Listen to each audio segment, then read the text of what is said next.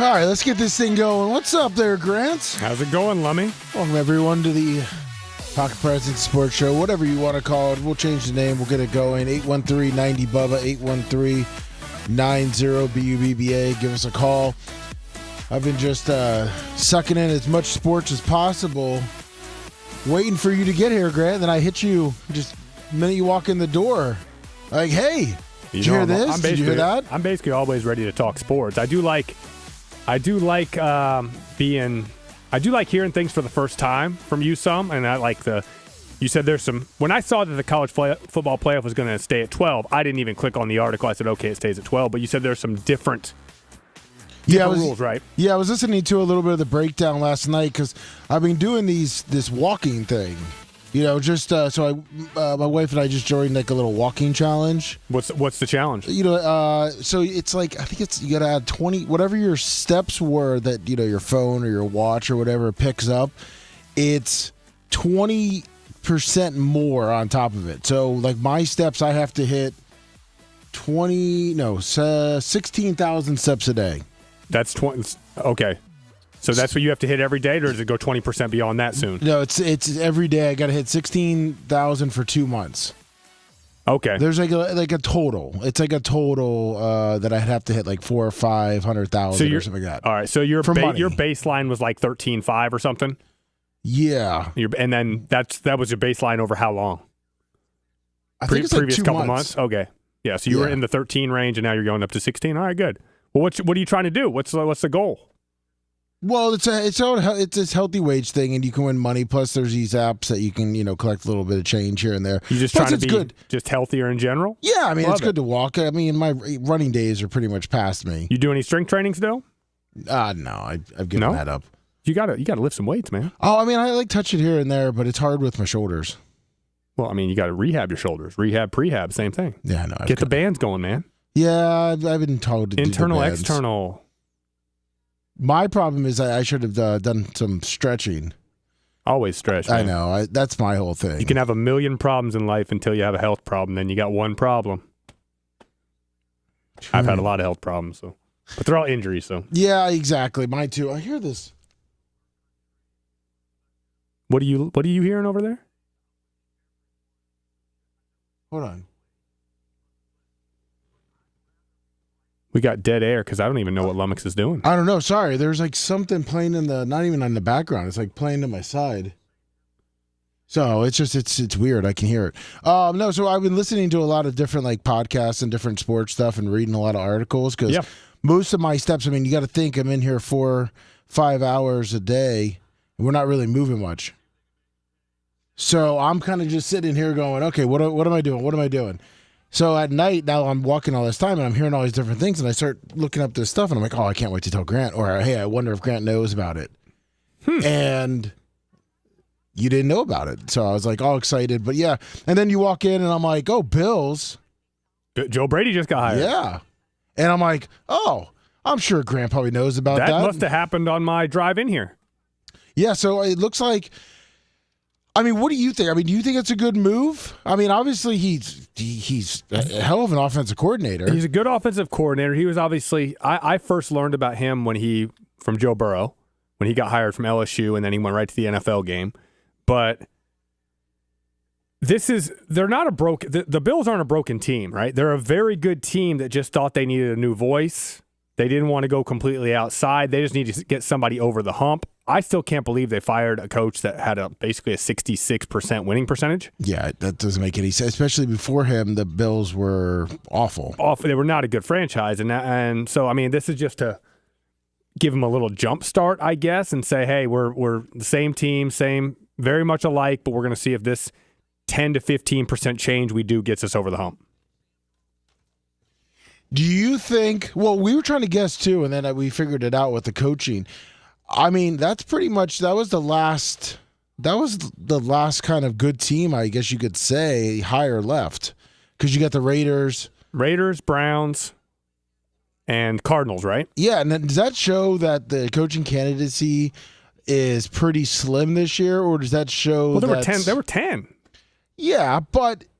And you can't interview anybody. You can do soft interviews, right? If there's for the Patriots and the Seahawks. Anybody on those staffs can't actually do a full interview. So if those teams who haven't hired want to hire somebody from those staffs, it'll happen next 2 weeks from now. I'm just a little concerned, but I guess we'll always see, because I'm just, with the Bucs not getting rid of Todd Bowles, seeing that these guys are re-signing. I don't know. It's just we have the same thoughts there. I think Bowles was above average coach at one point, and I don't think that point's where we're at anymore. I think it's time for him to hang it up. Whatever. We've talked about that. Yeah, exactly. Yeah. But the other thing going in with the college football is, it's 12 teams still. 12 teams. But the changes, and I guess they wanted to go to 24. Yes, but there was an ACC Big Ten power struggle. Big Ten and SEC. Which, I thought Pat McAfee said it best. It's like, wait. Both of you guys want to eventually go to 24, and one of you guys is saying we won't go to 16 because we can't agree on the correct 24. Well, let's just go to 16. But whatever. Yeah, why don't you take the baby steps into it? Take the baby step, and But obviously, was the ACC going to fix their tiebreak? Well, they didn't talk about this of what I've heard. That's obviously an ACC issue, not a college football issue. Well, what they're going to do is, obviously the Power Four, no matter who wins the conference, gets in. So this year, Duke would have made it in. So, okay. And so that would have obviously hurt Miami. Yeah. The other thing is if Notre Dame's in the top 12. Top 12 rankings, they're automatically in. They're automatically in. So, again, Miami would have been kicked out, and Duke and Notre Dame would have been in. But would Tulane have still gotten in this year? It probably leaves room for one. Is there one non-power conference champion that's guaranteed a spot? From what I heard, no, it's just all four. The Power Four get guarantees. Let's see here. I don't like that. I think there should be let me see. 24 model. Yeah. What I saw was it remained the 12, and pretty much the automatic bids will go to, along with the highest ranked champion from the group of 6. Okay. That's, again, that should have never happened. That tweak didn't need to occur. That is a reaction to the ACC and the SEC's bad tiebreak system. You know what I mean? What? Well, does the 24 just take care of everything? Do you think that it would take care of everything? 25 and 26, bitch. Just like when you're 12, 13, 14, bitch. When you're 16, 17, 18. It is what it is. It's all about money, and then but what is the best system when you have all these teams? Miami barely got in, so we had a team that was the last one in, ended up being the second best team, right? Yes. When that kind of thing happens, it's like we do need to expand the field, and that's why I've always said, because it was Miami, it wasn't looked at as a Cinderella, and I don't look at it that way either. But it was a great run they went on. They go to College Station and dominate. Even though it was a 10-3 game, they dominated the game against a Texas A&M team who was very, very good. Then, second round, they beat Ohio State in Dallas, beat them up, right? Played great. Then in the Final Four, they beat the team that was the hottest team in the country other than Indiana and Ole Miss. Yep. So they went on a great run to beat those 3 teams. And then, of course, Indiana, just one of the best seasons in college football history to win the Big Ten championship against a loaded Ohio State, then beat the absolute dog shit out of a Bama team, beat the absolute dog shit out of an Oregon team Oregon's lost 3 games in 2 years. One of them's to Ohio State in the playoffs. One of them's to Indiana in the regular season, and the other one is to Indiana in the postseason. So that Oregon program is really good. Which was the eventual champions. Yeah. In each time. Correct. They've only lost to the college football national championships the last 2 years. Which is absolutely insane. Yeah. So I don't know, the system's it's getting the best team. Like last year, Ohio State barely made it in after the Michigan loss. But got hot and won it. And that's teams are going to start playing to, hey, how do we get in? How do we peak at the right time? Well, and it works out too well because if you remember during the playoffs this year, is that everyone was saying, "Oh, well, look at Ohio State. You know, they didn't have a bye week. They ran through all the teams with a bye week, so maybe that bye week is hurting the teams." And now you come with Indiana. Though, Indiana's still the only team. There's been 8. Yeah. There's been 8 teams with a bye, and they're 1-7. So, but Indiana proves that you can win. Obviously. Oh yeah, you can't. I mean, I knew you could. It doesn't help you though. It really doesn't help you to sit out for 3 weeks. So, do you think that those 2 weeks before the Super Bowl, now that they changed it, does that affect the NFL? No, the NFL. It's only 2 weeks. Mm-hmm. But the Bucs were the last year when it was 1 week. Correct. Yeah. Well, yeah. That was interesting. And did you know that Philadelphia at the airport held them up intentionally to try to piss them off and make them get back to Tampa late? Really? Yeah, I learned that from bunch of dicks. Yeah, got some connections there from some high level people. Jeez. Yeah. But then also, I mean, not that it's looks like they're going to stick with ESPN. Looks like they upped the 6-year, $7.8 billion. But like Joel Klatt said, it's not right to have one network have the entire thing. No, I kind of like how they do the Super Bowl. Yeah, it goes back and forth. Yeah, right? Exactly. Yeah, NBC, everyone kind of gets a bid. Yeah. Fox, I think, has it this year. Mm-hmm. It works out well. You've got competition for it. Yeah, and then, it's going to be in a couple years when they got to renegotiate. They're going to look at the ratings. Obviously, the ratings are going to be through the roof, and it's going to kind of spread that thing. It creates conflict of interest for ESPN because ESPN is in bed with some conferences more than the other. Well, the whole thing is that it seems like college football just absolutely globbed on ESPN.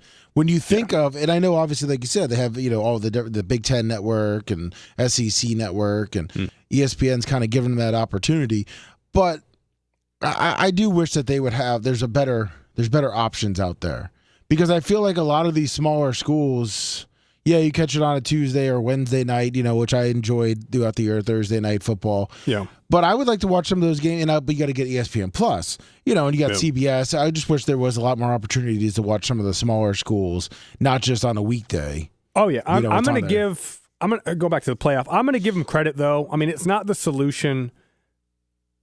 Or it's not the move that we all wanted, but they're at least trying to right the wrongs. Like 2 years ago when we had Boise getting the bye and the byes were all messed up, right? Yeah. They fixed that in 1 year. They're fixing things. They're fixing things quickly. They're reactionarily. Well, is that even a word? Fixing things. Yeah, but that's why it's weird that they didn't jump up to 16. Since they're already talking about it, why not just try a year? Well, because this same format, they're saying. We should have had one non-power school. Fine. Notre Dame should have been the other school over either JMU or Tulane. That's which it's fine, but again, it was not. The committee is reacting to something that wasn't their fault. It was the ACC's fault that they were in that position. Yeah. Well, hopefully, maybe they can get that kind of figured out. Going forward with the ACC, I'm saying. Yeah, and the SEC, because remember, Bama should not have been in the conference championship either. No. But, yeah. But they were. Well, they got 9. I think they got 9 conference games, SEC this year. Yeah, and I saw that the ACC has a couple teams are only going to have 8. 15 teams have 9, and 2 teams have 8. Or something like that, the way it works out. They need to all come together if they're all going to be joining in at the playoffs at the end of the year. Yeah, they all need to figure it out. But those 2 that have 8 probably play Notre Dame. I don't know. Oh, that's true. Yeah. But I saw that the ACC is moving to a noon conference championship, which is going to be good.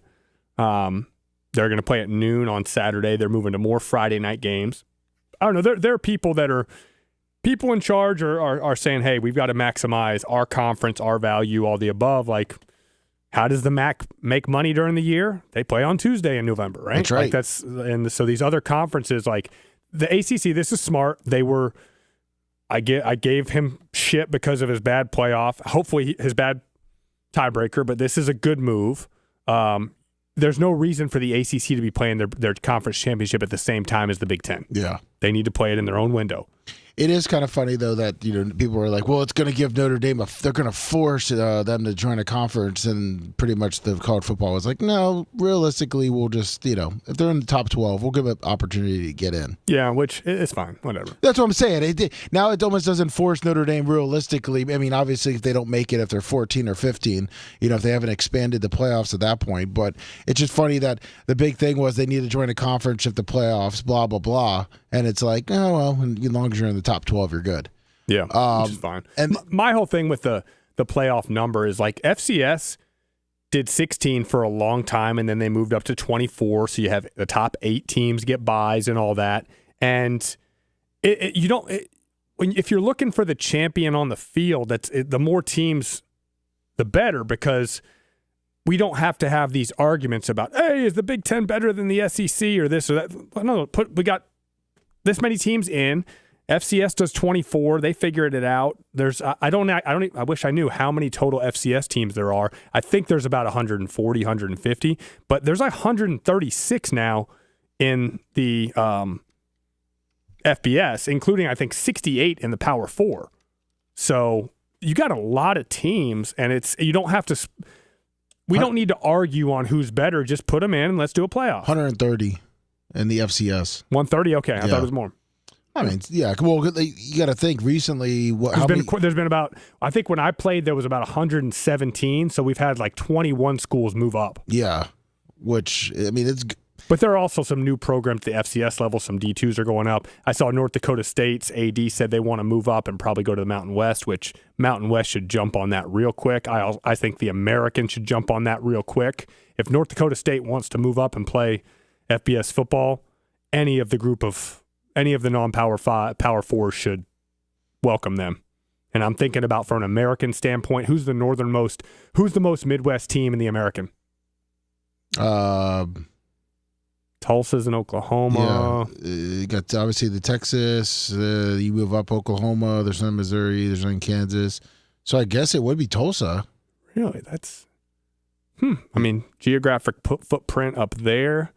Memphis. Then you almost got to think about going out west too. Yeah. And then so I'm saying Tulsa and Memphis would be the 2 closest teams to that. And that's not real close, but so it definitely fits better. It probably actually fits better in the MAC, but they would dominate the MAC, and they don't want to play in the MAC. Yeah, they would dominate. They would be one of those when Miami, Ohio was like rolling through the MAC. That was Roethlisberger. No, well, yeah. Listen, Marshall. Marshall had a great run. Yeah, Byron Leftwich. Mm-hmm. Another thing with speaking of stay on the college football is Mensa got settled. It happened, which I think we kind of said that they're going to pay some sort of a buyout, and he's going to end up at Miami. So I assume in the next couple of days he'll get to Miami, which just proves that in this amazing country, if you have enough money, you can get shit. Whatever you want done, you can get done. I wonder if it shows what the buyout is. Have you seen? They'll keep it confidential. They'll keep it confidential because he was supposed to get what, $4 million? He was on the hook for $4 million. So what do you think he's going to get with Miami? 6 or 7, with more incentives too. No, and Barkate, the receiver. So this is also an interesting thing. There's a lot of Ivy League kids that are redshirting, graduating from the Ivy League in either 3.5 or 4 years, and having a year or 2 years to play, and then moving up and making some money at the FBS level. Really? Mm-hmm. Interesting. That's a good, pretty smart thing to do. Did you see that kid that got his 8th year of eligibility? He's a good player, Motroni. Yeah, but how? This bodes well for Chambliss. Why is that? Yeah. Why? This kid's first year was 2019, and it was just a red shirt. So I talked about the rule used to be you can't just redshirt and then get a medical. You have to have a injury for both, right? Yes. If you have an injury and you redshirt, they don't call it a medical when it's your first one. When you have a second injury, then they call him a medical redshirt. But it just said in 2019 at Rutgers, he just redshirted. Then 2020 didn't count. 2021, that was his first year of true eligibility. 2020, 1, 2, 3, 4, and then this year And in one of those other years, or two of those other years, he had injuries. So season-ending injuries. I mean, that's he lost 22 and 24 due to injury. So this bodes well for Chambliss because, like I said, Chambliss had no reason for redshirting his first year. He has a medical reason for his second. So this bodes well for Chambliss. 8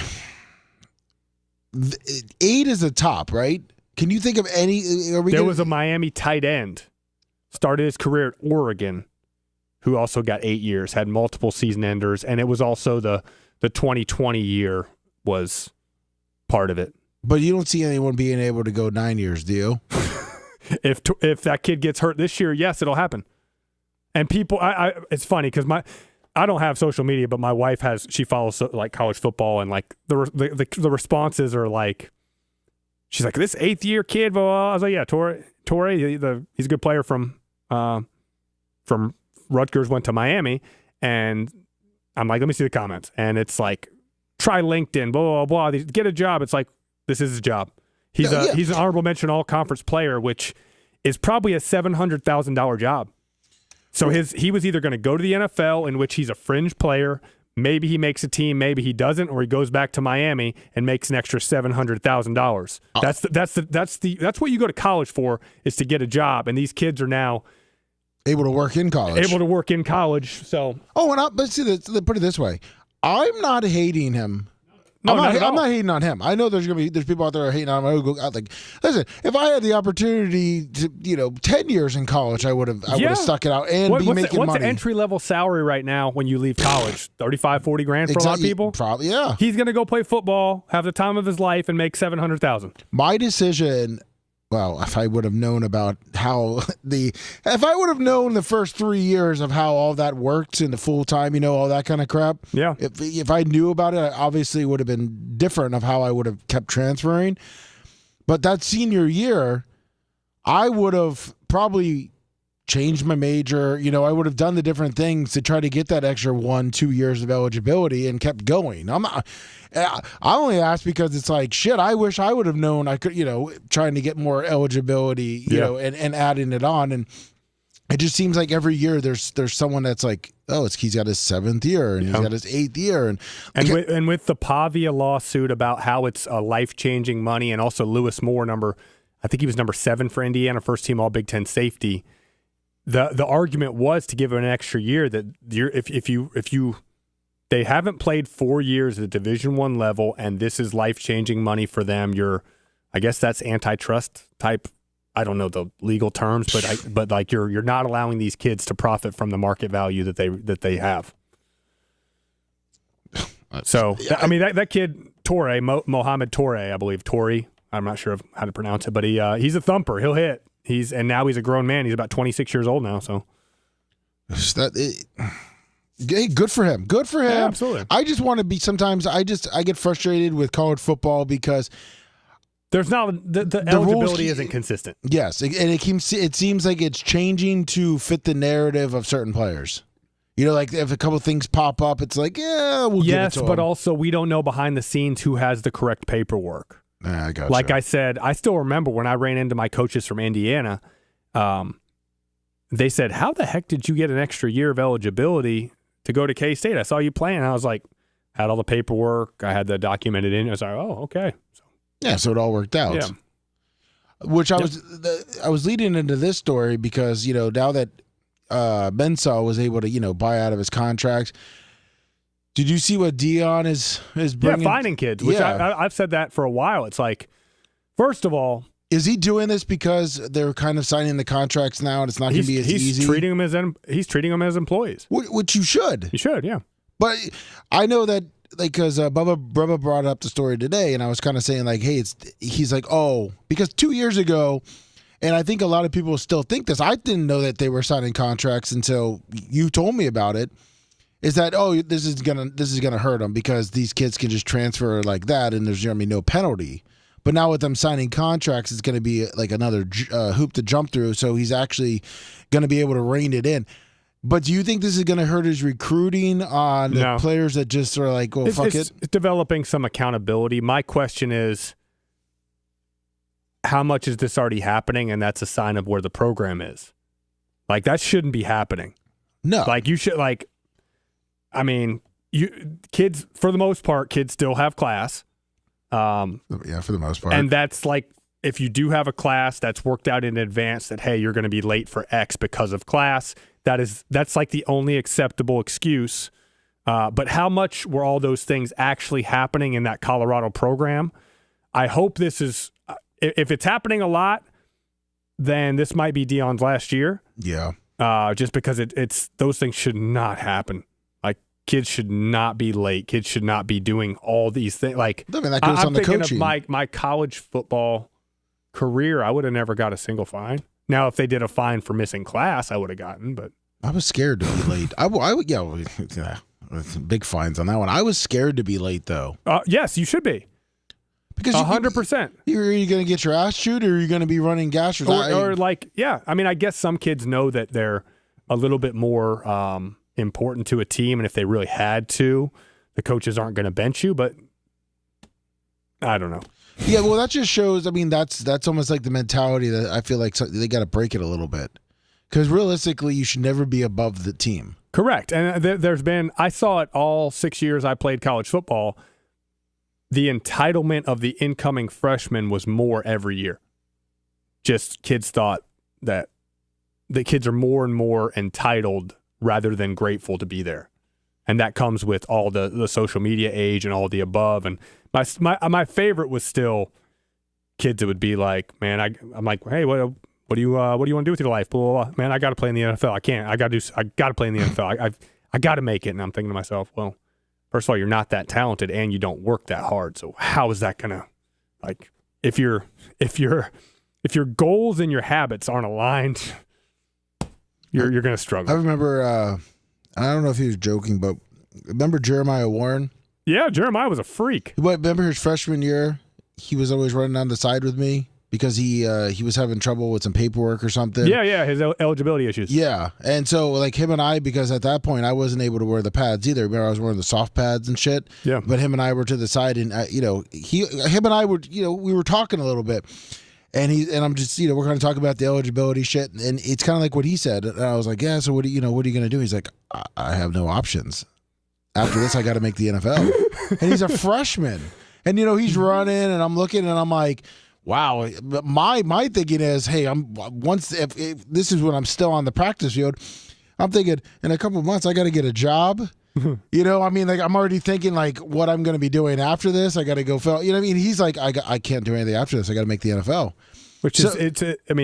He was a freak of nature. This kid was about 6'3" with about a 6'9" wingspan. If you look at him, you'd think he was 6'6", but he made it practice squads for a couple years just based on the fact that he was a specimen of an offensive lineman, about 6'3", 330. Yeah. He was huge. Played, I think he started 2.5 years, but like in terms of, hey, you're going to want him off the bus first.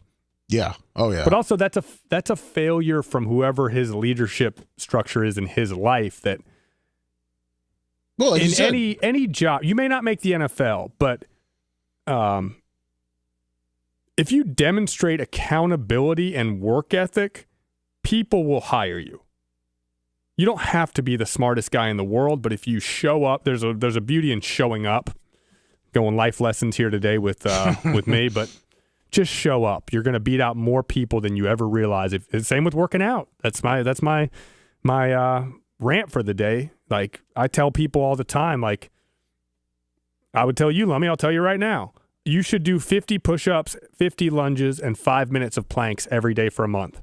Can you do 10 push-ups? Yeah. You can do 10 legit push-ups. Yeah. Touching your chest every time? Yeah, I'll just be really sore. Yeah. Do 5 sets of 10 push-ups, 5 sets of 10 lunges, and 30 seconds of planks switching back and forth. Do it every day for 30 days. Why not? I guarantee your life changes. Isn't that what Herschel? Well, I know he was People think there's some secret formula to being in shape. No, it's about doing something that's relatively difficult over and over and over again. Didn't Herschel Walker, like during commercial breaks and shit like that, just do push-ups and sit-ups? He didn't lift until he was like, I don't think until he got to the NFL. He's just a freak. He's a huge, a fitness guy. He was doing just all natural shit. Martial arts, push-ups, and sit-ups, yeah. Yeah, like I started trying to do that like with push-ups, and then I just totally gave up on it because I'm not an athlete. That doesn't matter. Have some accountability yourself. Well, but I'm saying is that I'm saying once I got out of it, I stopped working out like you even asked me. So no excuse. How often do you guys go to commercial break on Bubba in those 5 hours? How about you drop down and do 5 push-ups every time you guys go to commercial break tomorrow? All right, 5. I could do that. In a day. How many commercial breaks are there in a day? 7. That gets you 35 push-ups. Yeah, I'll do that. Thank you. I'll start it. Start it, and then 2 weeks later, you bump it up to 8 push-ups, and see where I'm at. I do 100 push-ups every day, 100 push-ups and 50 pull-ups. Do you do that in the morning or just throughout the day? Today I did 100 push-ups. I did 20 lunges with 35 pounds in each hand. 20 lunges, 20 push-ups. 2 minutes off, 5 sets. That got me my 100 push-ups. And then later this morning, I did a conditioning workout, and that was the beginning of my.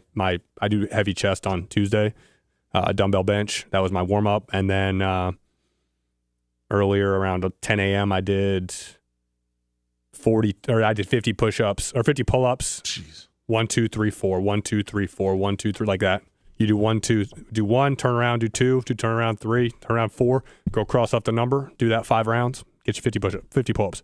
And then I did my conditioning. So it's not, and I say I do 100 every day. I do 700 a week and 350 pull-ups. Okay. So I average, but like normally I normally don't do push-ups tomorrow because I did a heavy chest workout today. I let it recover a little bit. And there's some days where I do like 200 to 250. Some days I do 100 to 120 pull-ups. But I accumulate. I write it on the board in my garage. I accumulate. I write down how many I've done Monday, Tuesday, Wednesday, Thursday, Friday, Saturday, Sunday, and I get at least 700 and at least 350. Well, see, and listen, I totally get it. And like when we started off, I said about the walking thing, right? Yeah. It's being held accountable for it. Have some accountability. Well, and that's why, like I said, and the reason I started it and did it is because I'm a competitor too. I like having a goal to reach. So if I knew at the end of the day, at this end of the month, or at the end of a month and a half, because even when I signed up for it, my wife was like, you sit a lot. You know what I mean? Yeah. So she goes, it's going to be hard. You're going to have to. I said, I like the challenge. I like putting myself. Last night it felt like it was like 15 degrees out with wind chill. I got double sweatshirts, and I knew I had to get another 9,000 steps at 9 o'clock at night. Yeah, I got it. Because I knew, I was like, oh, yeah, this sucks. But you got to do it. So, yeah, I mean, obviously with the push-ups, and people are already saying they're going to try it. I'm the same way with that 700 and 350. It's like I've been doing it now. I've been doing the 700 push-ups for like 4 or 5 years. I also accumulate 20 minutes of stretching every day. So 140 minutes a week. I have a little stretching routine. It's a 20-minute routine. But if some days I'll do 30, some days I'll do 40. May miss a day here or there, but I get 140 minutes a week of my stretching. But once you get that, once you have that accountability to yourself, like you said, I might be about to make dinner or whatever, and it's like, shit, I need to go get 100 push-ups and 50 pull-ups. And for me, I do 10 push-ups, 5 pull-ups, rest 90 or rest 1 minute, whatever you think, and do that 10 times, and you feel way better. So simple stuff like that. And obviously, I'm a very fit guy. Most people can't do that many push-ups or that many pull-ups. You can do your push-ups on a bench or on a table, so you're elevated, but the most important thing is the range of motion, touch your chest. Most people can't do a single pull-up, so you can do a banded row, whatever, man. It's all about just being better. Well, it's just about like starting. Starting. It's about starting. Like you said, 5. 10 I would have been, 10 would have been killing me. Yeah.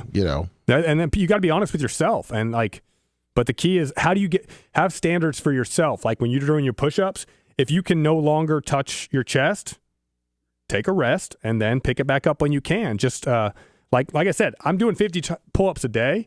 I can max out about 22 pull-ups, but some of my sets are 1, 2, 3, 4. Like that's how I warm up a lot.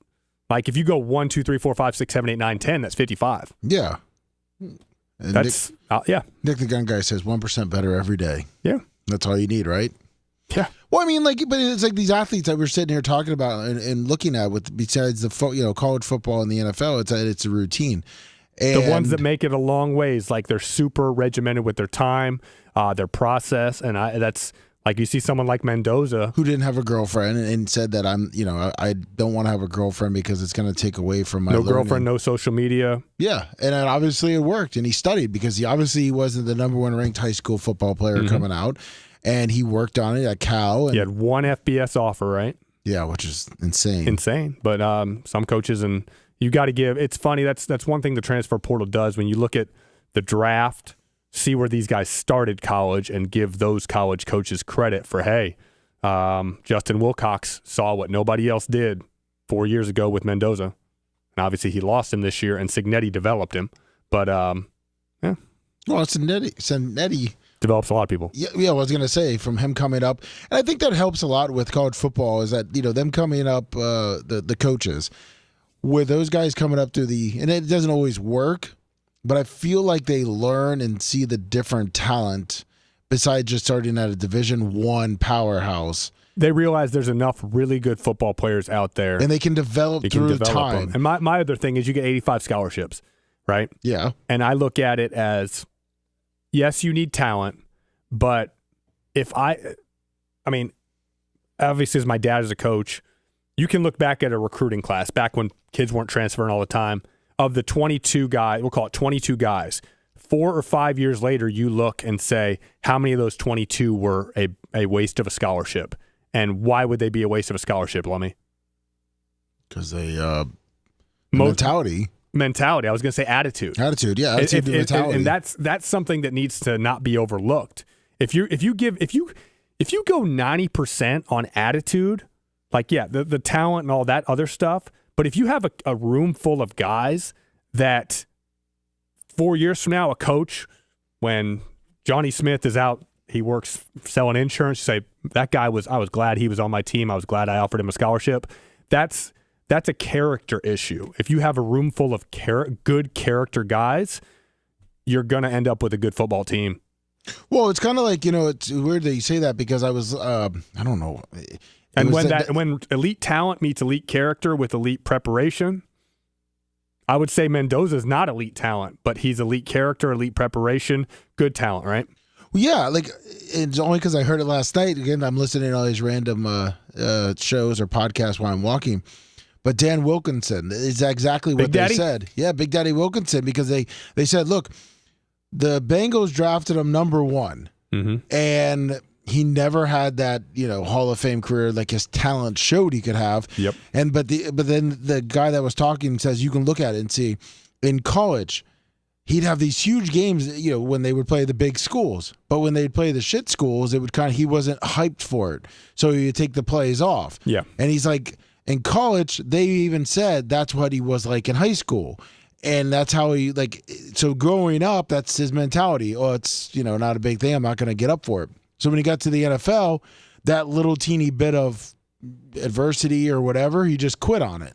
Yeah. And that's what I think a lot, like you're saying, a lot of the college kids are having, which is that small percentage that doesn't make it to the NFL. Yeah, I mean, about 2% of the Power 4 conference kids make it to the NFL, right? Yeah. And that's skewed by the big schools, the Ohio States, the Miamis, and all that. And I mean, do you think the NFL now is looking at how many times, or it doesn't even matter because of the talent, or it depends on the coaches, how many times a kid transfers? Why they transferred? That matters. Like you're seeing, I'll use a guy like, there's a lot of guys. Elijah Surratt went to St. Francis, then James Madison to Indiana. He's going up. Yeah, that's different. Yeah. I think that's different. But before, if I had been like a elite player and transferred, people would have been, wait, why'd he end up at 3 schools? Yeah. But you got to do your homework on the player and on the person. Well, yeah, because there was one player, maybe he ended up at Miami. I watched a little documentary on him, but I think he was like Ohio State. Then he went to like Texas, or he went to like all the Power 5s. And Tate Martell. Was he like the number 1 prospect coming out of high school? From Vegas, he went to Ohio State, Miami. Yeah, I think he went to and he kind of UNLV and disappeared. Out. Yeah. Like that right there. I mean, that kind of shows, especially if you degrad or whatever, but go from Power 5 schools and you end up at a UNLV and still kind of flame out. Didn't ever play there either. And he was the number 1 dual threat quarterback in the country. But That's why I look at when you evaluate kids. For most kids, there's true freshmen that are elite. Malachi Toney's incredible. Like you get players that are ready to play. But that's why I would love to see a program say, hey, there's a 95% chance you're going to redshirt, you're going to acclimate to the college life. You're going to be very happy you redshirted in 4 years when we got you a chance to make you an extra $800,000, and you're going to be a 23-year-old man for your senior year. Which would be get acclimated to the process, because college football is a punch in the freaking face when you're coming from. I came from pretty low level high school.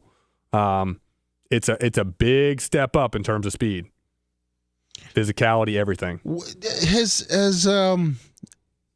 Has high school football? And we're jumping around a little, but is high school football changed a little bit in the states where is it still the small schools with areas? Are they mixing it now? What's the question? So what I'm saying is that is it almost improving with the way football is getting popularity? Like you're saying a small school in Ohio, right? Yeah. I was at a small school here, but my school is now kind of flip-flopped a little bit. Your school you have recruitable players every year now? Yeah, somewhat. Somewhat. I mean, how many kids go there, Indian Rocks? I don't even What do you know. think's in the graduating class? Less than 100? Yeah, definitely. Yeah, so small. Yeah, 30, 40. Oh, it's really small. But I would say, I mean, high school kids, there are so many high school quarterbacks, obviously what I love watching, but there are so many high school quarterbacks who are literally in a damn near college system from the time they're 14 years old at these great programs, especially in Texas, Georgia, these places that pay the coaches well. What about like the IMGs? Oh, same thing. Yeah. I mean, Florida doesn't have the best coaching for football because they don't pay their coaches. So you get a lot of really good coaches in Florida move to Georgia. They don't coach? They don't get paid? Not well. Okay. I mean, Georgia, Alabama, the other states in the Southeast pay their coaches very well, and then obviously Texas. So I'm not saying Florida doesn't have good coaches, but who Tampa Bay Tech? I guarantee their head coach isn't making $80,000 to coach football. He might be making $80,000 everything he does, but they're one of the best schools in the area, and you take that level of coaching and put him in Georgia, he's making $130,000, $140,000. Kind of like how Armwood was in Plant. Correct. Yeah, because Armwood's a different one. Plant has all the booster money, obviously, but I mean, I just use Tampa Bay Tech. I know nothing about them other than the fact that they're really good, and I bet their coach is not even one of the top 50 paid in the state. That makes sense. I just wasn't sure, because you said about small, because the way it seems like it's going now is that the school systems are kind of regulating to where, the smaller schools are playing the bigger schools, which are helping the recruits to get into college. No, in high school. Yeah, in high school. High school. I mean, it's evolving where TV's involved there too. They want to see the matchups. You see, it's damn near every week you see a big time matchup in high school on a Friday, right? Yeah. Which is kind of cool. But I also look at, you talk about development. I think about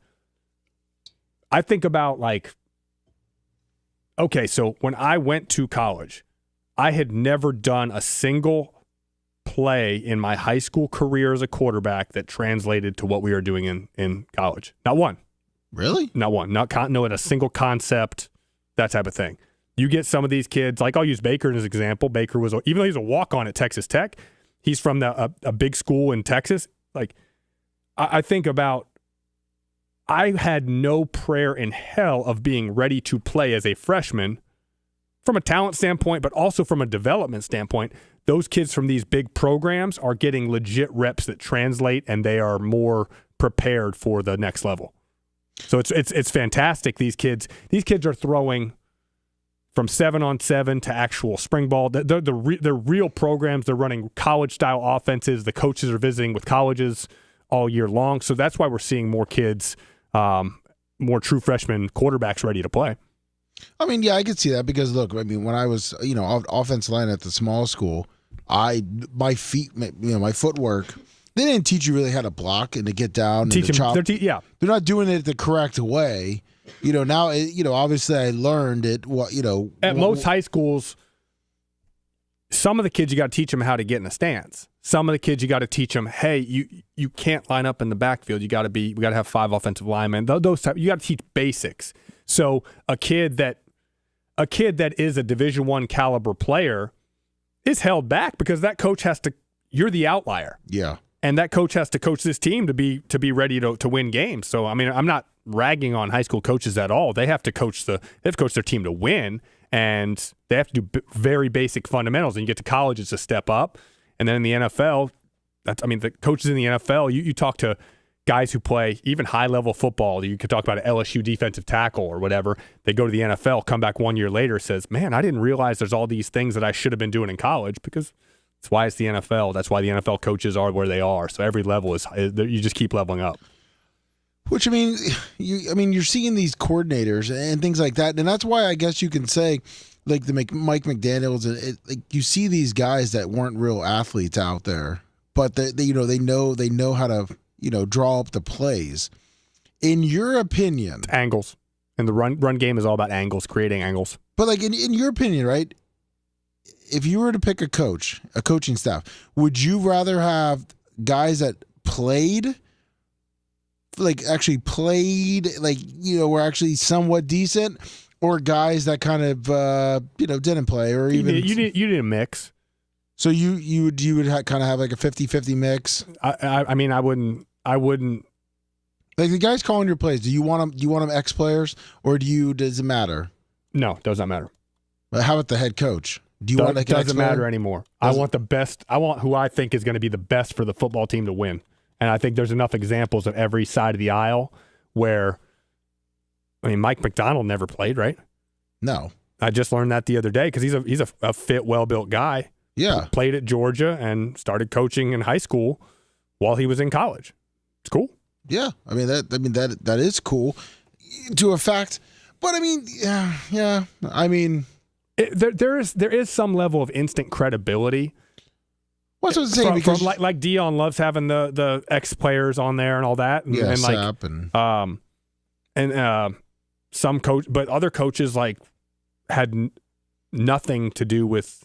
Charlie Weiss never played.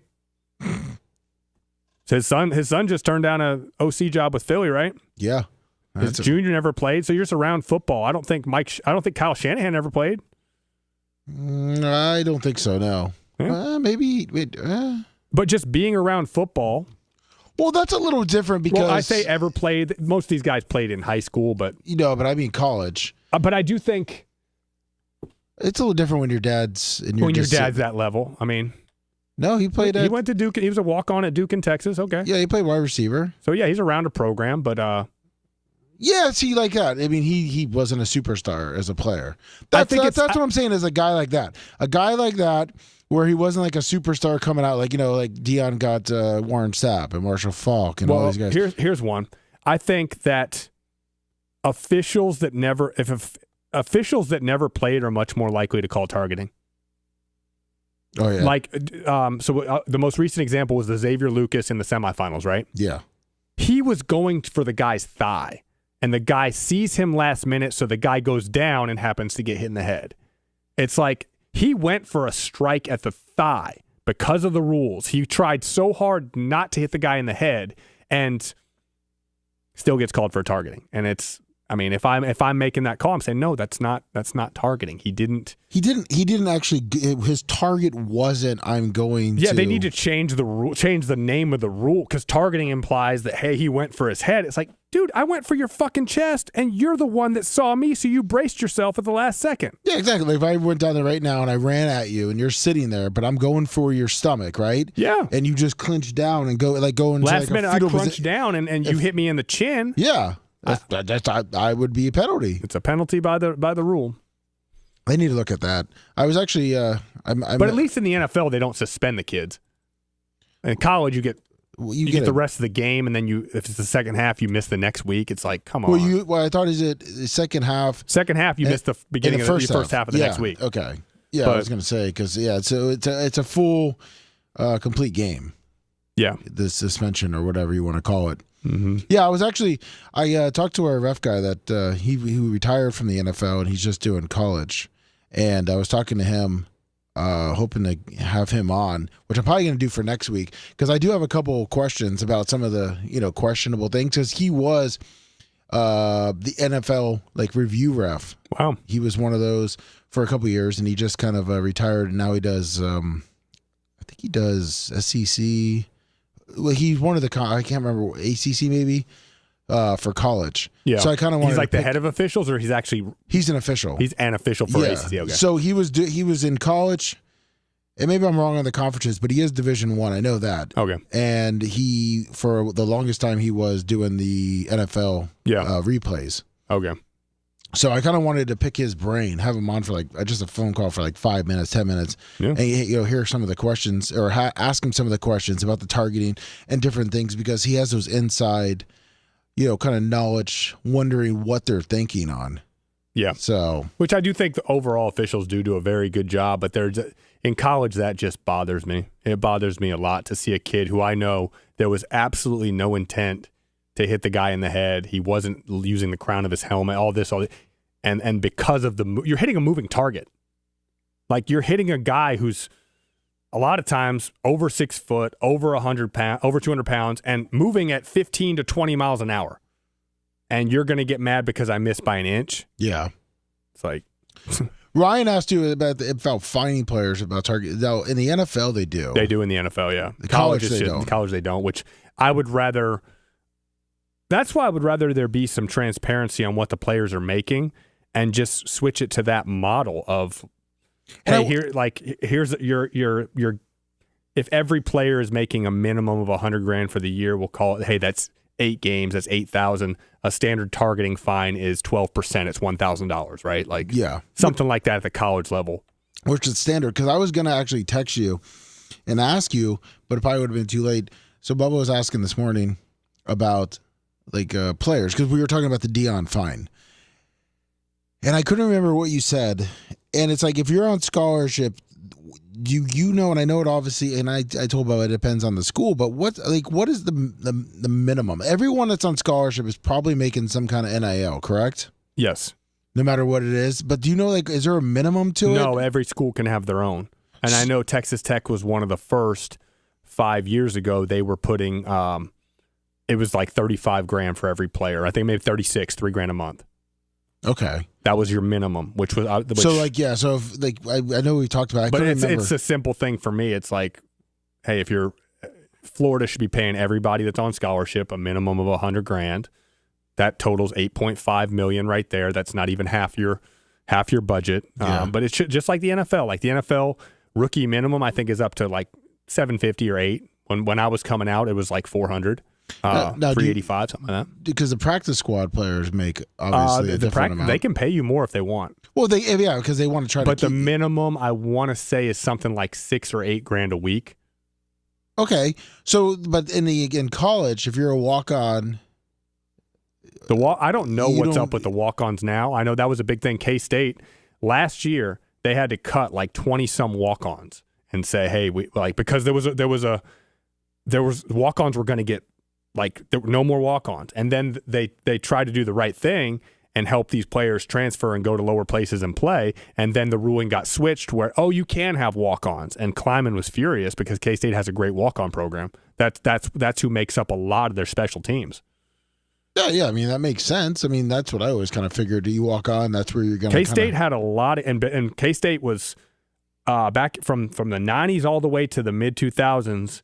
K-State and Virginia Tech with Beamer ball, those were the two schools that were scoring the most special teams touchdowns. And a lot of it was because at K-State, did you know that at the Kansas junior colleges are very good? Yes, I know that. The Jayhawk Conference, you have to have a certain number of homegrown kids on your roster. So they'll get, let's just call it Garden City, Independence, those junior colleges, they're going to have, I don't know the exact numbers, but they're going to have 15 or 20 guys from out of state. Those are your guys that, hey, Kirby Smart's saying, hey, this linebacker is really good. Go to this school. You're going to have your SEC caliber players or scholarship caliber players, but you fill up your roster with a bunch of guys that are basically walk-ons at the JUCO from in the state of Kansas, who their goal is to, hey, I want to play for K-State. I want to play for Kansas. I want to play for Missouri. I want to play for Nebraska. I'm going to be a walk-on, and I know I'm going to be a backup linebacker. I'm never going to see the field, but I am going to play special teams. Yeah, I'm going to work my ass off. I'm going to work my ass off, and that's my job. That is my position. Well, that's what with Virginia Tech when Beamer was there, is that he always he always had the dogs. Yeah, he always had guys that were just hungry.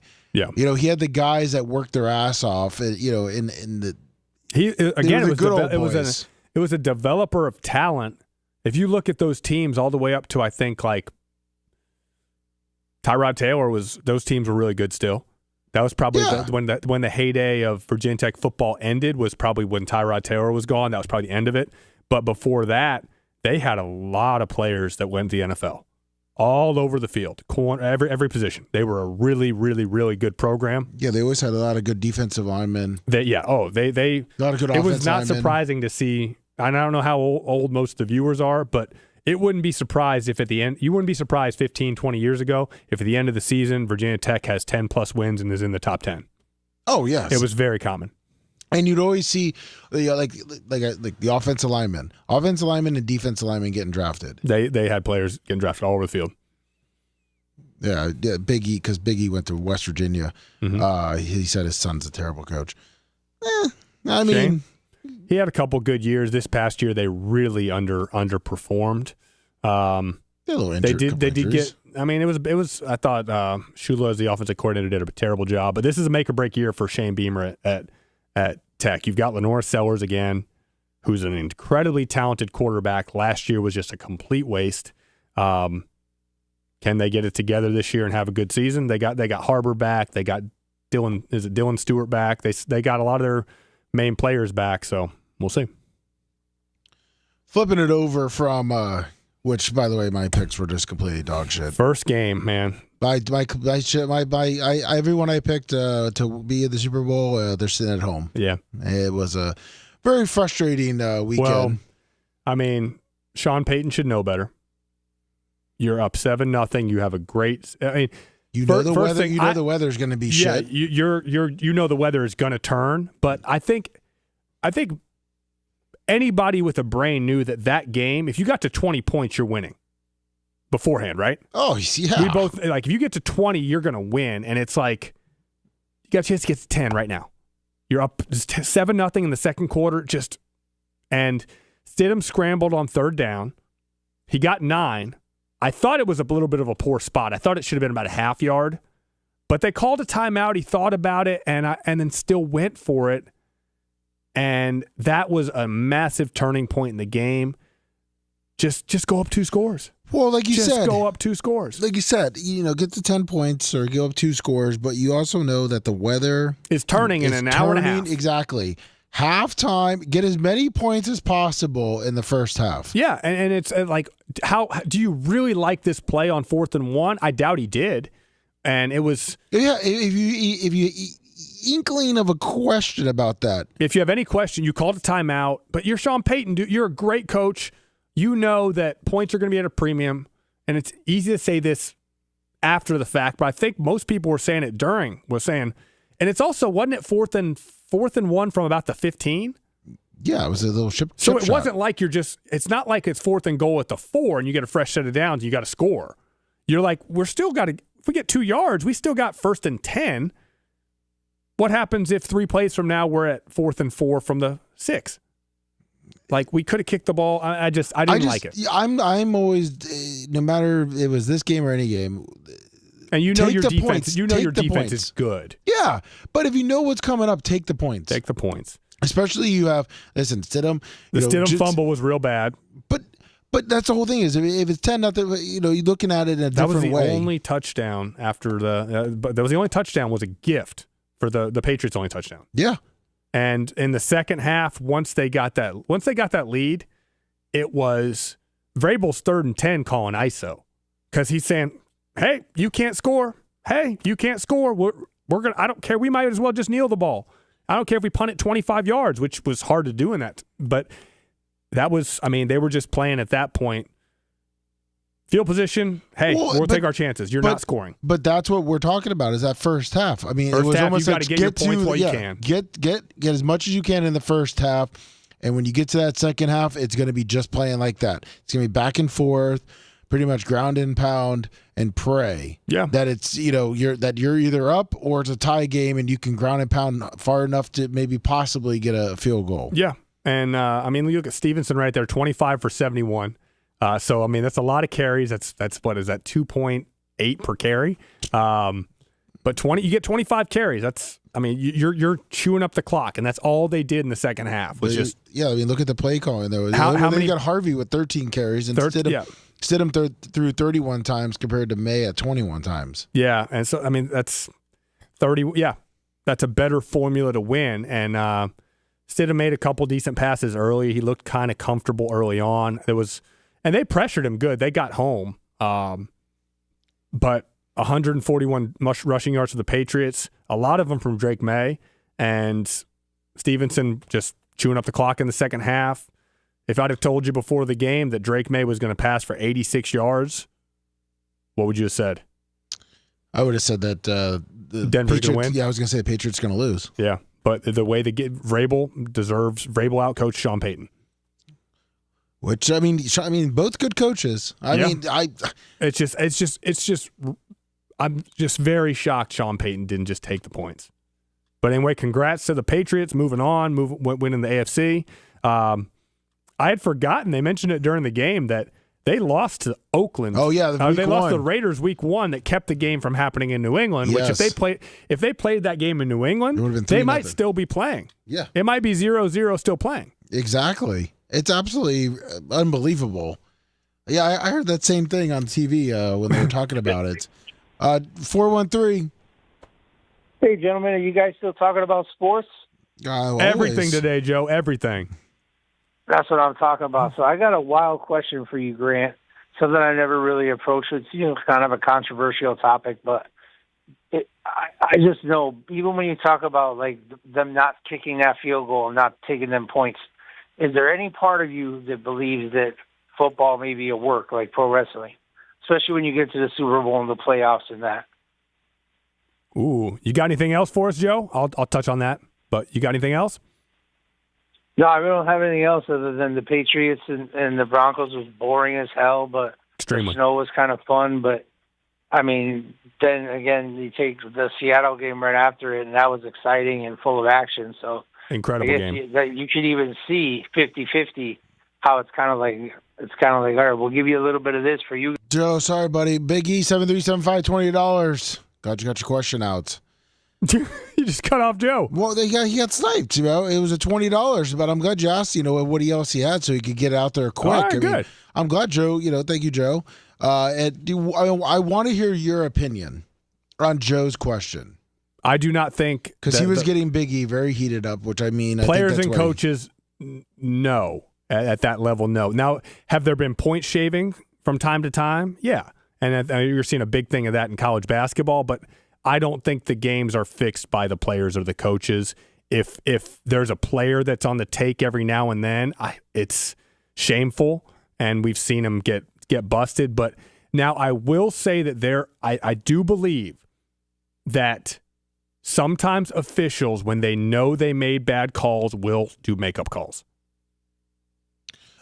I think the whole problem is that people take a small sample is that with Vegas and the points and how close they get on some games. They're so good. They're so good.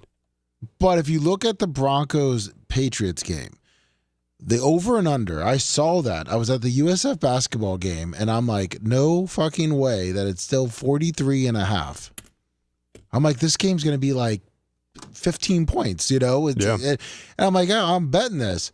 And, Vegas got that wrong. They got it very wrong. 43.5. It kept dropping, it dropped a little, not too much. I think it dropped to like 41.5. Yeah. Oh, no, it went from 41.5 and it closed at 43. People were betting it up.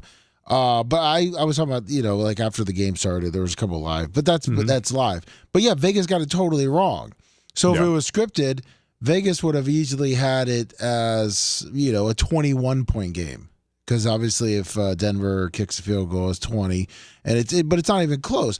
But everyone that it's because it's what you're not on. It's the social media. Yeah. Everyone comes up with these conspiracy theories. Which I love conspiracy theories. Like, did you see when the mainstream narrative is such bullshit 99% of the time, conspiracy theories are great. Well, did you see that poster or the picture that the NFL put out before the season, and the two closest guys to the Super Bowl were Drake May and Darnold? Yeah, Darnold. No, I didn't see that. You didn't see that? No. Let me pull this up. God damn it! I jumped. But anyway, to answer Joe's question, I do not think games are fixed at the NFL from that standpoint, but I do believe officials will do makeup calls when they know they have screwed something up. Because what are some calls that you can – what are the 50-50 calls? Holdings and DPI, right? Yeah. You can make those calls if you really want – hey, the coach is chewing you out on the sideline. You missed that one. You missed that one. You owe me one. You owe me one. You can make that call. Let's see if I can get this up here real quick. I don't even know what that. But anyway, so we move on to the second game. Was fantastic game. So I'll say there's a couple things. The Rams, my God, they moved the ball. They had 479 yards of offense. Another game, by the way, that Vegas got wrong because they had the over and under, which I picked up on that one. 47. You got both right this weekend? Oh yeah, good for you. Except for I didn't pick any of the games. How right. many? I would love to know the analytics on this. We'll call it, hey, they got 450 yards and more than 450, didn't have an offensive turnover and lost a game. That's rare in the NFL. And Stafford played great, Darnold played great, but the situational football was advantage Seattle. And the situational football is, first of all, how good is what's his name anyhow? Well, besides the two wide receivers, Smith and Jigba and Puka God. are great. I thought, and then the second receivers, Devontae was excellent. Cooper Kupp was big. Kenneth Walker is extremely talented. Oh, here we go, real quick. So the two closest. See the picture? Barely. I can't make it any bigger. Damn it. So right there, Darnold, and there's May. Huh. All right. And that was released in Noodle September. arm all the way at the back. But yeah, that's what now everyone saw that, and it's a big conspiracy that the NFL knew that's how it was going to be. The script. But anyway, so situational football is where the Seahawks won that game. It was a back and forth game, but we talk about what was the situation when Matthew Stafford got the ball at the end of the first half with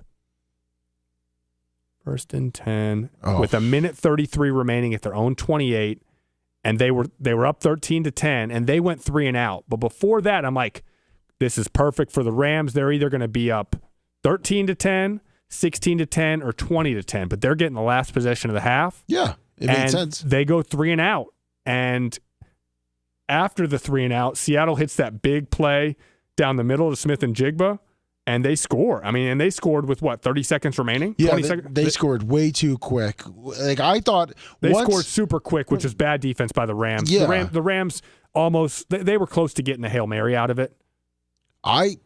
When the Rams punted it right then and there, I remember I'm listening to the game and I'm going, all right, Seattle's probably just going to kind of run it out. You know, the Rams missed an opportunity from their own 26. And then when the Seahawks, I'm like 54 seconds. I thought it was done. I thought this maybe to get a field goal. Yeah. I think they had 2 timeouts remaining, but they just, I mean, they scored in 35 seconds. It was unbelievable. That's when I was like, okay, now and Seattle got the ball back, which is even worse. To start the second half? Yeah. They doubled up. They could have doubled up on them. Yeah, and I mean, obviously the Rams, you know, But yeah, so quarter that's was a massive change because in the first half it was after going down 7-0, Rams had a nice drive for a field goal.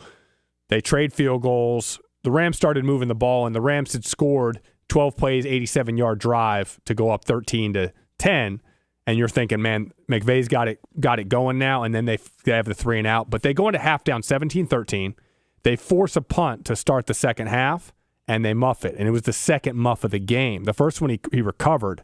But that's just a brutal change. But what would you have called differently on that, with that we talked about before the end of the first half? Like, what would you grant the offensive coordinator, head coach? Like, would there be anything different? I don't remember the second down play. I don't remember. It was no huddle shotgun, Stafford, incomplete. He's going to Nakua, but they got a 5-yard run on first down. Yep. second down incomplete to Nakua, third down incomplete to the backup third string running back Ronnie Rivers, which is surprising that your third string running back's in there in a key situation when you have two solid running backs, and I don't think they were dinged up. But wait, why did they call a timeout after an incompletion? Confusion. I'm sure it was confusion. It wasn't a time thing. It was but so I did not. Would you have not run the ball first and second down from your own? You're at your own 30. You're at your own 33 there. You're thinking we can score. Yeah, but they're doing short passes. They're trying to get a first down. So you just got to execute. But I would say, hey, you ended up going 3 and out, which is rare for that good offense. But how the hell did you let up a touchdown on 6 plays in 35 seconds? Like, your 10 yards, then incomplete, then deep 42 yards, and then it's like, oh shit. So on the third play, they let up a 42-yard pass, flip the field, go from. You know what? That's bad, Coach. You know what I was gonna say. Hey, listen, Grant. You know how they did it is that the defense was a little tired coming off, but I'm looking at the series before 3 plays, 2 yards, 22 seconds. It was bad defense. You let Smith and Jigba, the best or second best receiver in the NFL, go right down the middle of the field, catch the ball. He got hammered by the safety, but he made the catch, and then you got a touchdown. Yeah, actually, if you look at the possession time in the second quarter, a lot of drives. The Rams owned it. Yeah. They had the 7-minute and 23 second. That was a great drive. But if you look at Seattle, 253, 8 plays, 33 yards for the Rams to start the second quarter. But then we get to the second half. They gift them the touchdown, right? Yeah. So now it's 24-13. And what do the Rams do? 4 plays, 75-yard touchdown. I mean, they hit the big play to Parkinson. It was Whittington, Parkinson, Corum, and then touchdown to Devontae. Or not touchdown, but they go right down the field and score in a minute. And you're like, okay, now we got a football game again, 24-20. Seattle goes right back down and scores. 9 plays, 65 yards. LA comes right back. They hit a big play to Adams, I believe. Yeah, it was Adams, yeah. And Parkinson. Adams. They had a big one to Adams. But again, they had the ball in the second half. They go 4 plays, 75-yard touchdowns. 5 plays, 87-yard touchdown. Then they finally got the ball back with 7:24 remaining in the fourth quarter, right? Or 12 minutes left in the fourth quarter, down 31-27. They go 14 plays, 81 yards, and get stopped on fourth down. So now this is where I'm coming in. So I'm in my head. That's brutal. They said that they had a perfect second half from a play calling standpoint, other than that final play. Now maybe this is obviously just my stupidity, but I'm thinking again. Even though we looked at it, even talked about the first. Here's what I think they should have kicked the field goal. You think that McVay should have kicked it and made it 31-30? Yeah. I think it changes the whole dynamic of the game. I was okay with them going for it. I know everyone says, with the statistics and blah, blah, blah. But my thinking is, and I was texting back and forth with my friend who's a big Rams fan. I said they should have kicked it, and he's like, there's no point. They're still down a point. I said, there is. And this is my bad thinking and my bad philosophy. It's 31-30, right? You're putting more pressure on Seattle because Seattle can't, realistically, if you don't get it, you're down 4. They have to score a touchdown. The Rams have to score a touchdown. So now the Seahawks can kind of sit back and go, all right, we can kind of waste time, drive, it's no pressure. We're still up 4. We don't have to really score because anything, the Rams already have to be 7 points. You know what I mean? They have to score a touchdown no matter what. So we can push it, do this. If it's 1 point, the Seahawks now are in a little more pressure situation. Like, we have to get to us at least to be able to kick a field goal on our side to get back to that 4 points. So there could be more mistakes made. And the Rams, you know what I mean? They have a little more defense. So that means it puts the Seahawks maybe having to throw a little bit more, burn a little bit more time. You have more incompletions, different things like that. It does change the dynamic, but I'm still not going to – I'm completely fine with it because – But then, hold on. But let's just say, right? Now it all ends up. It's 31-30. Now they get the ball back. Now they can get it. Play for a field goal, yeah. Now you stop Seattle, even if you have a little bit of time. Seattle finally has to, they go for it on 4. They have to kick it. Now you have 30 seconds out, 25 seconds. Your play calling is just to get you that fucking field goal instead of, that extra 50 yards or 45, 50 yards to get the touchdown. I mean, yeah, when they got the ball back, it was just, can they get in Hail Mary range? Exactly. But at that point. But, so I'm going to say they still. And I was thinking that before. See, it was after they went for it on fourth down. I said, you know what? It's a play. You should have taken the points. There was 4:54 left. I'm going to disagree with you there. With 4:54 left, you're thinking, all we got to do is get a stop. And even if they go down and get a field goal, we're still, a touchdown puts us in overtime. But Seattle, to their credit, had 11 plays, 429 before they punted. And yeah, the 2-minute warning and a timeout left. Yes, and on 3rd and 7, that cup play, he made a great play stretching out for that first down. That was with 3:11 remaining in the game. Yes. So if he does not make that play, they're punting, and Rams, you flip the field to call it a 45-yard net punt. So you're going to talk about your own 20. You got your own 25 with 3 minutes left. You have all the time in the world. You're going to try to win the game again. Yeah, but if you don't, you can kick a field goal. I'm just saying. No, I'm not with him on that. See, this is my whole thinking. We talked about it early on. Take the points when you can get the points. Obviously, I'm not saying with 2 minutes left, did the Rams, if they got to kick a field goal and then do the onside shit. I mean, that's to a point too, because you have a better chance. Yeah, they were moving the ball in the second half. McVay was on fire. Stafford was on fire. I would have gone for it as well. Just saying, hey, there's enough time left in the game. As long as we stop them and don't let up a touchdown, we're going to have a chance to win the game or go to overtime at the very least. But my thinking also is you fucked up the end of the first half. Your defense. Your defense did. And you know what? You could fuck up again and make this totally, you know what I mean? But if you're at least, put it this way, if you make it a 1-point game and you kick it back to them and Seattle drives the fuck out of it like they did before the end of the first half, it's only an 8-point game. So you still have to score a fucking touchdown. Correct. No matter how you look at it, you still have to score a touchdown. So take the points, give it back to the Seahawks. You still have to score a touchdown if they drive and do it. True. But you're hoping your odds. But you might not. They got the ball back with 20 seconds left. Yeah, but at that point, hold on. They get the ball back. It's better to go to the 40 than it is to go the 80 yards. You're cutting your chances in half. I'm not with you on that hypothetical. I think it was the right call. Now, listen, at the end of the game, you'd be firing me as your coordinator as I, took the points. And, well, no, it's the head coach's decision. I know. Head coach. Yeah, I'd be in your ear yelling at you the whole time. I'm telling you, fuck you, we're going for it. I know. Yeah. Give me your best play call. And then we're in the presser, and I'm saying, listen, I would have taken the points. I had this whole thing. But, no, listen, obviously, you can sit here and call it. I just know at the time, no matter how it ended up, I was sitting there already playing it out in my head going, just take the points. But you just said that, I mean, even if Seattle scores, you still got to get a touchdown, and you got to do a Hail Mary touchdown. The right play was to the right. Seattle took 4 minutes off the clock and punted. They were in the 4-minute drill, and they gave him the ball back with 25 seconds left. They did exactly what they wanted to do. Almost ended the game with the ball. And put the Rams in complete desperation mode. Yeah, but what I'm wondering is when did the Rams call all their timeouts? That one drive that right there, the one that we were talking about, the drive that they didn't kick the field goal and get the points. They had some confusion and called a timeout at some point. Yeah, where was it? The one I was asking, why the fuck did they call a timeout on that short play? Where was it?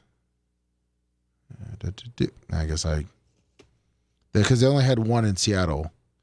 It was, they didn't call it a third. Right there, official timeouts. No, timeout number 1 by LA was on the Seattle run. So they gave Seattle, even more so, this is why you go for it.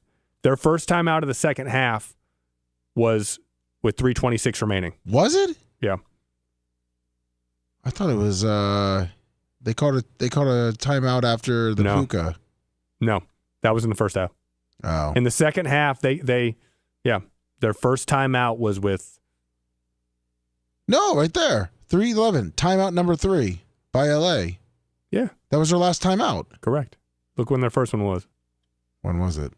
Oh, 326. Fuck off. But still, I like that's even worse. No, then you kick the field goal, then you even have more time to just drive. You could run the ball, drive down, and you have an opportunity to open up your playbook like it's a regular game because then you can score. You got the ball back with 20 seconds. Nothing matters. 20 seconds, nothing matters. Your defense didn't do its job. You had 3 timeouts. Your defense didn't do its job. That third down conversion by Kupp was massive because after that, they still got another first down, right? Yeah. It was defensive holding. Yeah, put them back. Who was that on? Kobe Durant. I don't even remember what the call was on that.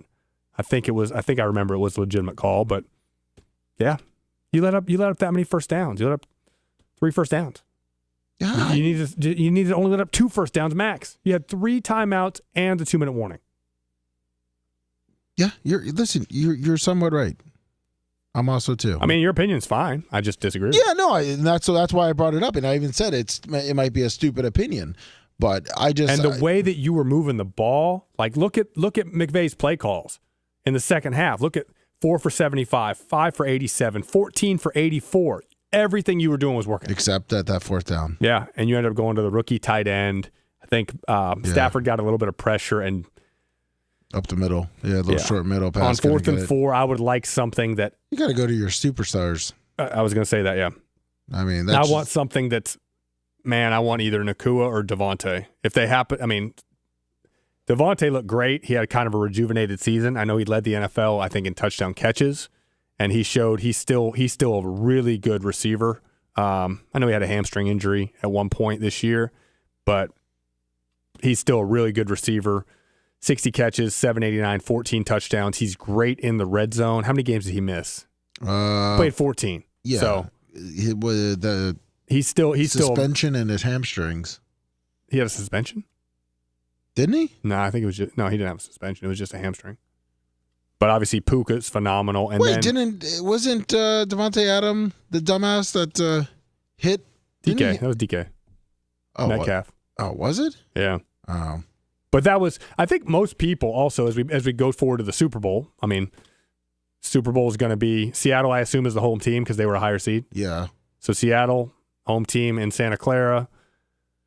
New England coming in. I think most people are going to be, the Seahawks are going to kill them based on what we saw on Sunday. But like the Patriots, that was a snow game. Like the Patriots were a really good offense all year.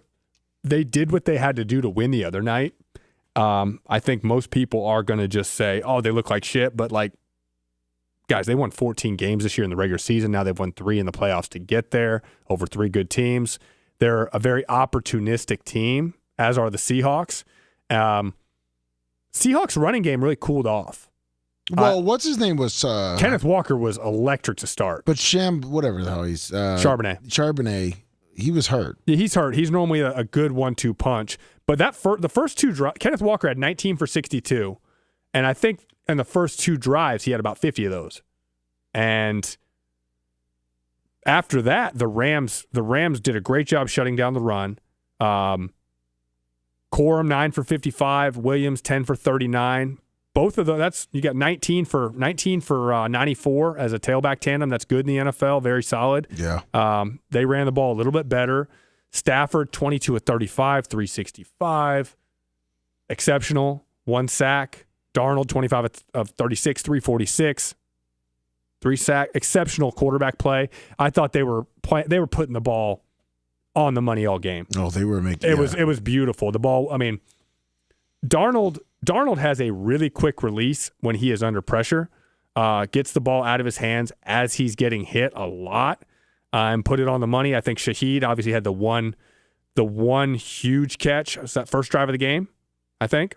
Yes, yeah, it was. First drive of the game. He's as fast as there is in the NFL. He is as fast a player as there is. Smith and Jigba, we've talked about that a lot. Walker was very good in the receiving game. So he picked up the slack for Charbonnet a little bit.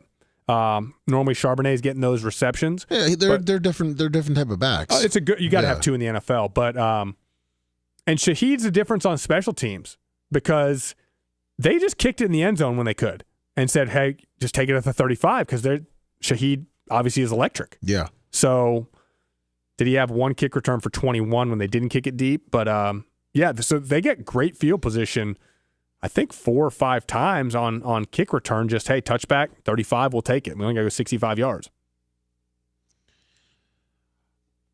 Oh, man, I'm not going to do a Super Bowl pick till next week. I was going to say I want to do it next week. No, I just really wanted to see the Rams. I mean, get there. I've talked about it every week. I picked them all year. Yeah. They're a really, really good team, but the situational football got them. Kudos to Seattle, got it done. The muff punt and those couple plays were what did it. Seahawks are feeling really, really good from an injury standpoint. Other than Charbonnet, I think they're good. How about New England injuries? Great question. Let's pull that up. New England. There we go. Spillane, he's a starting linebacker, and I don't think he came back. I don't think he came back in the game, but an ankle, if he was questionable the same game, I think he'll be able to play. Yeah, it looks like he'll be fine. Yeah, I think he'll be able to play. I think he'll probably the recovery these guys get is phenomenal. So I think he'll play. Other than that, are there any important players there? No, they look pretty good. Yeah, it looks like a bunch of reserve players. So the key matchups, I think, are going to be in the trenches always. That's where it starts for me. And who's got the better running game? Both teams have a nice two-headed monster, except now Charbonnet is out. So and Henderson hasn't done much lately. No, he's been quiet. Been quiet playoff for a guy that they need to get him in space. Stevenson is a very powerful back, big guy. They get him going in playoff football. Both of the weather games, he's obviously going to be your go-to back. But playing, do they have a weather report for San Fran yet? 2 weeks out? That's going to be tough to know, but hopefully we get good weather. Obviously, I don't want to see shitty weather in a Super Bowl. I think it is kind of cool to see in the AFC Championship or in just any level of the playoffs to see a snow game like that. Yeah, it's super cool. Yeah, it's cool. It's a completely different dynamic, and both teams need to be built for it. I mean, if you're Denver, you're playing a mile high, you're getting snow. If you're New England, you know what you're getting. Buffalo, you know what you're getting. All these teams know what they're getting. You're only basically guaranteed dome-like conditions when you get to the Super Bowl. So which is perfect, which we're going to break down next week. Love it. I just want to ask you on the Pro Bowl, what is your opinion on the Pro Bowl these days? It's become largely a joke. And obviously the big news was Shadur making it, and it's like there wasn't a single other starting quarterback that wanted to play in that. Cam Ward didn't? I thought he just got overlooked. I don't know. I can't. Basically, you're just asking. I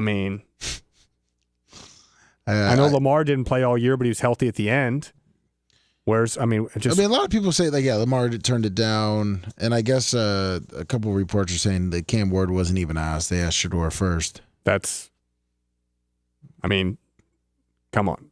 I know Burrow missed some time, but you just give it to somebody who's actually, and they probably would have all said no. They're ready for their vacation. Going to Orlando isn't on their list like Hawaii was. Correct, and even if it's like what's the bonus for Joe Burrow? $100,000. He's making $55 million a year. So does he really? I'm going to go on my vacation instead. I get it, but it sucks because the Pro Bowl used to be a very cool event. Yeah, I loved when they always did all the challenges. Oh, getting Larry Allen on the bench press. Oh yeah, those were the best. How about or Herschel Walker running the 40 or the whatever? Did they do the 50 one time also? Yeah, and then you had the throwing, the pocket. The quarterback stuff was awesome. Oh yeah, they did that as recently as early 2000s with Peyton Manning That was awesome. Hitting those moving targets, going through the bags, the row. That was amazing. They need to bring that back. Yeah, I don't know why. Well, it's obviously, they don't want to get him hurt. Let me ask you, what about trying to bring in, at this point, bring it in, which we may not even do it now just because of the money, but bringing in some of the college players up? I mean, they used to play the college all-stars versus the... Well, yeah, but I'm not saying go that way, but I'm saying the competition where you bring up like maybe some of the college guys, almost make it like a early combine.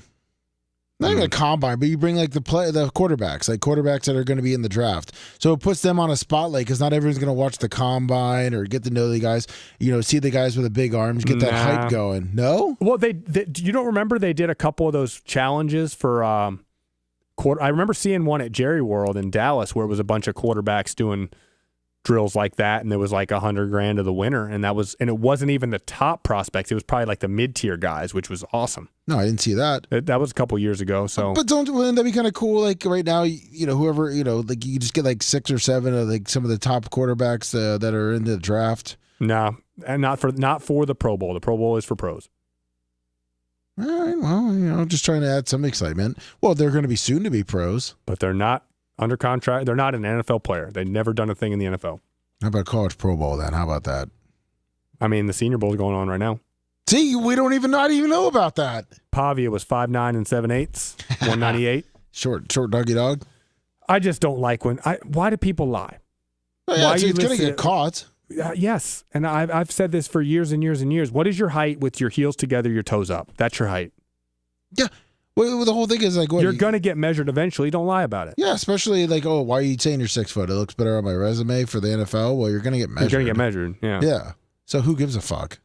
I mean, I've seen so many guys go and like put on there, hey, I'm 6'2", 200. I mean, I remember my dad was recruiting a kid. I'm not going to say the name, but 6'2", 200, 4'6", dual threat quarterback, shows up, 5'11", 180, 495. Guys, that's not even remotely close. Yeah, you look like a joke. Yeah, you do. Yeah, and it's just like, and he was a pretty good player, but you walk. It's not misleading. It's not going to. It's not going to be like good. I remember when I met Barry Alvarez for the first time. I always listed myself at either 6. In high school, my coach listed me at 6'2", but I wanted to be listed at 6'1" because I knew my height was 6'1" and change. And Barry Alvarez, I used to wear insoles, and I would wear bigger shoes, and like, you're closer to 6'3" than you are 6'1". I wanted that to be the reaction. Yeah. You're not walking in, the guy goes, "You're not 6'3". You're 5'10". Yeah, exactly. I mean, everyone was always making fun of DA. That's at that point, once everyone's the kid's a college fucking legend, though, and he's an idiot for what some of the things he's done, but but you just look like a dumbass. The kid, now. yes. No, and that's not him on the measurement. You don't think that a lot of times they just ask you your height and weight. It's like, yeah, but you got to know if you're 5'9", you're not 6 foot. That's but like he's 5'10". He's 5'9" and 7/8". Oh yeah, but that's 5'10". Okay, that's 5'10". Well, there's a 5'11" too. That's like me telling you, "Hey Grant, I'm 6'7". Did you skip the 6'6"? You know what I mean? He's 5'9" and 7/8". All right, well, that's 5'10". So that's 5'10". So if I said I was 6'4" and 7/8", you can call yourself 6'5". But if I put myself on the roster at 6'7", then that's just dishonest. Exactly. See, if you're over, you can round to the nearest inch, and I don't have a problem with that. If you are, so they measure it. Like I would, most of the time I was 6'0", 6'0", '13", which meant 6 foot 1 inch 3/8. But depending on how much time they take, there was one time I got measured at 6'1" 3/4.